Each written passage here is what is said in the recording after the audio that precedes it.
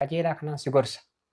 Yoo karaan kee kun dhageessisu ani jaarsi kee osoo jaarsi kee illee taate amrii natti hin kennituu jette. Ani harkaan illee deema harkaan dhahee lafa jala si dabarsuu irra. Raasamatti yaa obboleettiitii karaa tokko kana kuni ka waddaan nu baasu kun ka waliin dhoofu karaa waan an jedhen dhageetta. Mataa kiyya irratti. Laa akka fedhe bulaa akka fedhe taa jetta ammuma si dhiisa dhugaa fedhe. Alaikum warahmatullahi wabarakatuh. Komiyyantoota fudhatoota kiyya jirtu bakka isin jirtan nageenyi haa jiraatu dhufnee nu simadha. Akkuma argitan mana keenya jirra mana jaartii tiyya kan lammaffaa. Kiyyaa har'a akkuma argitan jechuudha. Sa'idoo wallollee dhufee garuu namni waliin oofe ammoo beektanii roozaadha. Afaan kamiin itti himaa wallaalee dhiisuufillee akka itti dhiisu dhabe. Sumayyaa jala deemuun dhiiftu mallaqa namaa deebisuu diddee sumayya akka inniti akka waan duumaan dursee mallaqaan fakkeenyaaf waan fedhe ta'e fakkeenyaaf yoo an itti kenne osoo fuudheeyyuu ta'e fakkeenyaaf yoo mallaqa tokko an akkaawuntii ta'e irra jaartii isaati situ haqa itti qaba hool wannu isiin galchine keessa galte ayyee kasanii achii sunnaan ilaalchisu haa jennu ammoo rakkoon deebite ammallee sababuma san irraan guyyaa baay'ee Sa'idoo dhufee halkan manatti faa qabataa gaafachuuf ammoo dhugaa feenan akka itti gaafadhu hin qabu. Mallaqa isaati miliyoona lama jechuun mallaqa guddaadha dhugaa feenan jechuudha. Waan kana hunda durarraayyuu quba qabaan mallaqa kana quba qabaa. Gaafachuuf akka itti gaafadhu hin qabu. Wanni abbaan roozaallee ni beeka mallaqa kana dhugaa feenan jechuudha. Namni hundi ni beeka firri warraatu ni beeka. Ani ammoo akkam irraatti gaafatamummaa fudhadha jechuutu walumaa galaan. Osoo nama biraallee taate osoo ka fagootu taate Sa'idoo miti.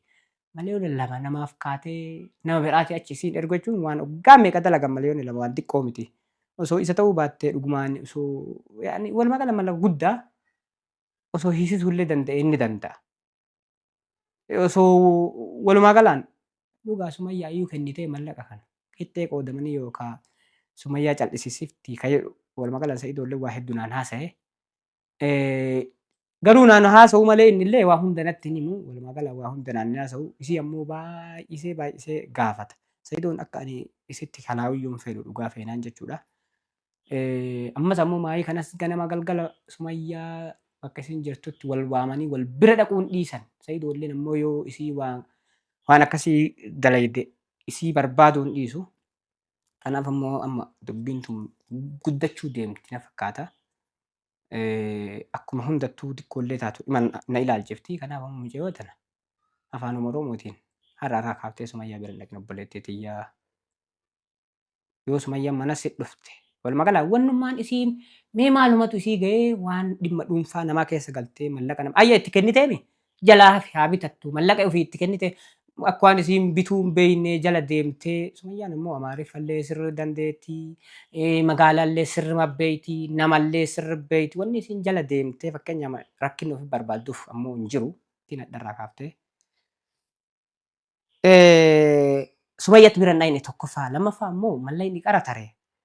Yoo ammoo Sa'idoon mallaqa keessan naaf deebiftu malee jedhee ganama galgala ka cinquu san teennee abbaallee waamee waan akkanaattu jira dubbiin tun guddachuu deemti Sa'idoolleen kunooti furmaata itti godhu situ intala teeti mucayyoon tun jechuu ni deema almuhim garuu ammoo kanaaf ammoo haga gaafa saniititti ammoo akka sumayyaa bira hin geenne akka miila fuutee guyyaa tokko bilbiltee fi dhiiftee fi ana malaa akka sumayyaallee ni qaba bilbiluufillee danda'a. Garuu sumayyaallee dhugaa feenan kabajaa guddaa walii qabna ni beeytan. Biyya namaatitti illee waliin turre. Akkuma marattuu walumaa galaan obboleettii teennas osoo waan feete rakkatti yaanuu nama cinaa dhaabatee qarqaaru. Garuu ammoo Roozaan ayyee mallaqa illee itti dabarsite wanni isiin ammaa achi ammoo jala deddeemtuuf hoo maali wanni isiin fidduuf wanni isiin. Ammoo ulfaamte bal'uwamu. Sa'idotti nimtu. Sa'idotti hin dubbadhu yaadummaa misira turaa baafnaa hin bakkatti nimtu inni moo'ee bakka. Wallaahi hin dubbadhu. Foon abbaa kiyyaa jedhu foon abbaa kiyyaa. Nama takkatti hin dubbadhu. Takka hin beektu sinna geessus anaasii qaba mistira kana beeka. Anaasii mistira kana beeka. An jechuudha nam tokkotti hin dubbadhu mistira garaa qabdamoo garaan qabdu bishaan ittiin talaqaftee deema. Assalaamu alaikum warahmatullahi wabarakaatuhu. Hordoftoota kabajamtoota keenyaa hundi keessanuu akka miidhagaa qabdanii jirtu isiniin jecha. Akkasuma warri amantii biraallee ashamaa harka fuunee isiniin jecha hadhallee deebinee maxxanee jirra jechuudha. Roozaan hadda mootu maal qabattee dhufte jechuun keessan hin oolamu jechuudha. Hadda moollee waan ajaa'ibaa takka qabatee hin dhufe jechuudha. Namoonni kun maal jechuun keessan hin oolamu. Waan yeroo baay'ee isinitti illee gaaffii ta'u natti illee gaaffii ta'u jechuudha. Hawwii yaamee ture hadda. Duraan isitti dhufee mi'aadha immoo yaamee ture jechuudha. jaartii Sa'idoo jechuudha.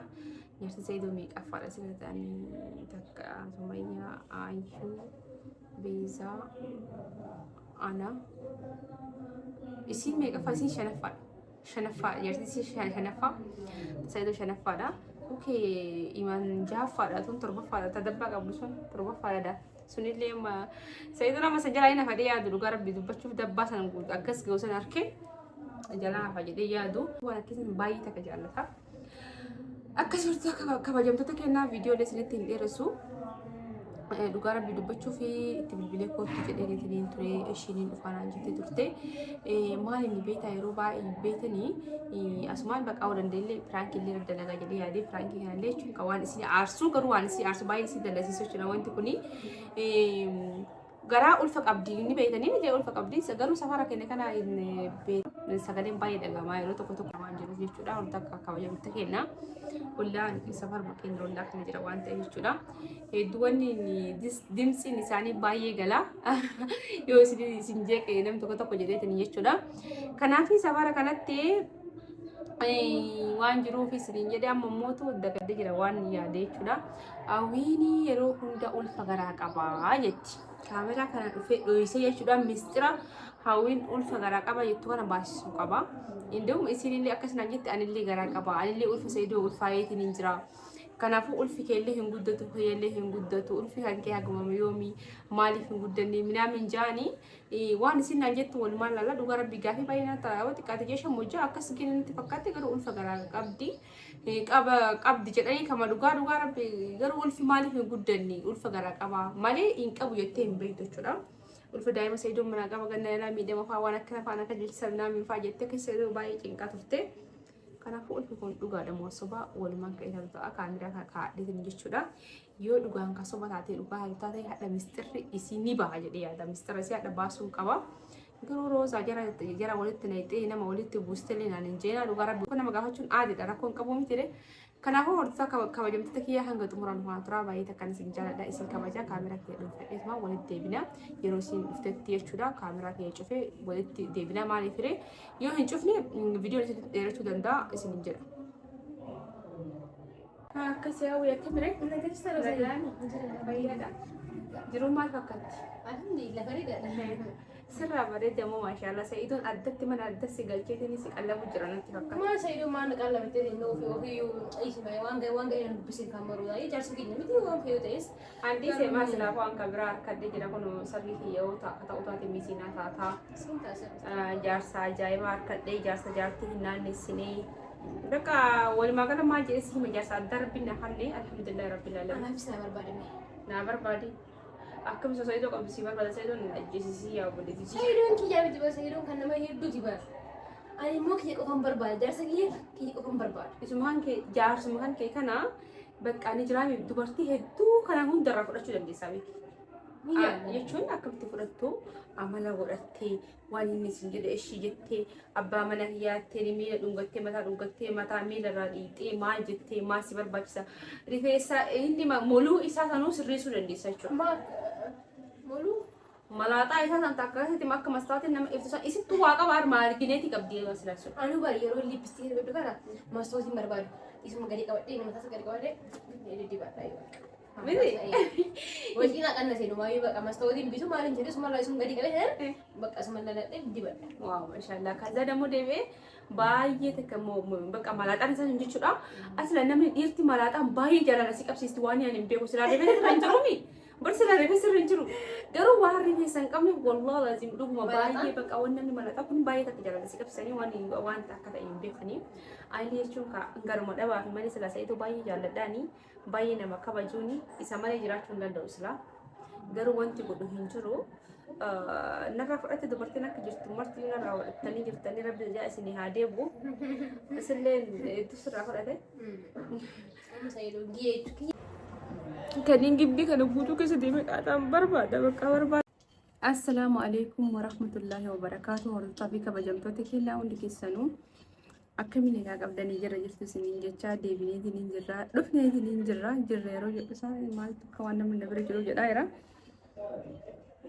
akkamiin egaa qabdanii akkasuma warri amantii biraallee ashama harka fuunee isiniin jechaa jirra jirtu isiniin jechaa hundummaan keessanuu osoo amantii fi kutaa hin jenne Oromoon kiyyaa martumaan keessanii jechuudha. Baay'ee takkan isin jaallannaa, baay'ee takkan isin kabajnaa, baganuu jiraattan illee nutis illee nagaa qabnaa alhamdulillahi. Homaan jennu samoonii kana immoo online irraa bannee turre bakka akkanumatti namoonni waa hedduu irraa biizii taanee turre. Hordoftoota fi kabajamtoota kennaa waan ajaa'ibaa takka waan isin amanuu hin dandeenye waan isin hedduu takka nagaa qallattee jirti qaraayyuu xixiqqishuudha. Baay'ee xixiqqishuudha chaayinaan qabaa jechuudha. Kamaazariin chaayinaa deemtee fi kamaazariin chaayinaa kamtu chaayinaa na dhuftee kan hin beekne kamaazariin chaayinaa deemee hin beekne kam eekkamsa. Fadhaa waan takka wallaahi dhufee jira kanatti aansuun duratti waan na aarsee garaan tokko na gubate waan jaarsaaf jaartii waltumaa jira adda gurbii keenya keessatti abboosoota akkasitti nigaalee hin hidhanne gurbaan dhukkumarraa kaasaa jira. Taanikaa hin jedhamudha. Jechuun qalabata ittiin kaa'an jechuudha. Yeroo tokko jaalallee inni akka nama tumaa jechuudha. Akkasii hordoftoota kabajamtoota kennaa wallaa laaziim haddaa roozaa maal qabattee dhufte jechuun namoota qalbiidha. Wallaahi hedduu kana aarsee ture viidiyoo dheengidda waraabaa bisinii isinii waraabaa ture xiqqishuu waan illee nagaggalfeesse. Xiqqishu akkuma wayii nagadabsiisee waan tokko dhukkubeetumaan bakka sanumaa fi cadhise. Viidiyoo hawwisan jechuudha. Viidiyoo hawwii suuraa Saidoo fa'aa caccabsiisan argee baay'ee takkaan aaraa ture. Dhugaa rabbii kasumayyaa ka darbitisan. I am serious dha kun amma Ingilizanyaa jechuudha kan amma naasaa jiru kunitti. Inshallah yeroo gabaabaa keessa deemuuf illee deemaa du'aa inaa kun. Inshallah frankii ta'an inshallah jechuun surprise wayii isinii qaba of duratti jechuudha. Taatee rabbiitiin warri na jaallatan hundi du'aa inaaf godha. Rabbi waan hunda si halaafisu waan hunda si halaafisu naan jaa. Du'aa inaa godhaa isiniin jecha hordoftootaa fi kabajamtoota kennaa baay'ee takkan isin jaalladha baay'ee takkan isin kabaja. Roozii yaada muraada kee rabbi si haa guutu akka garaa keetii bakka waan biraa dinaan hin jiina akka garaa keetii rabbi si haa godhu rabbiin keessi kan keessi argu akka garaa keetii rabbi si haa godhu naan jaa du'aa inaaf godha. Keessa namaa ka argu rabbii malee hin jiru ilmi namaa keessa namaa nama argu. Haadhaaf abbaan kiyyaa'u namni hunduu na arkatan malee keessa kiyyanaan beekanii kana beekuu eenyu allaha tokkicha qofaadha wallaahi dhugaadha. Kanaafuu yaada ajaa'ibaa takka hin qaba. Yaada wayiin qaba du'aa inaa godha. Namni yaada hin qabne hin jiru. Akkuma akka kiyyaa kanatti illee namni yaada qabdan yoo jiraattanii rabbiin yaada muraada keessan isinii haa guutu wanni isin yaaddan guutu rabbiin isiniif haa taasisu. Kagaluu yaadullee rabbiin isin haa galchu ka deemullee rabbiin kana nagaa isin haa oofu. Haadhaaf abbaa keessanillee rabbiin nagaan isinii waliin haa agarsiisu umurii isin haa dheeressisu. Dammoo deebi'ee du'anis rabbi rahmataa godhuufi wallaahi Oromoo waan takka waan isin ajaa'ibee keessaa isinii warra biyyaan kana teettanii haadha keessa yaaddanii haadhaaf abbaa keessan xarratan kana anammoo osoo haadha kiyya akkanuma bira jiru yaadan beekon maaliif yaada garuu haadha kiyya wallaahi baay'ee yaada namni irraa fagaatee irraa fagaatee maal haa ta'uri an amma osoo akkana bira jiru kanaayyuu haadhumati kun biyyuma keessa jiru kanaanuu ni yaada bakka ni keessa ofa bakka waa'ee isaa jechuudha rabbiin waan hundoo isin haa laaffisu haadha warra jalatti hin gibbinu jee itti sila fayyaa yoo qabdi abbaa gahee wal dhiisa.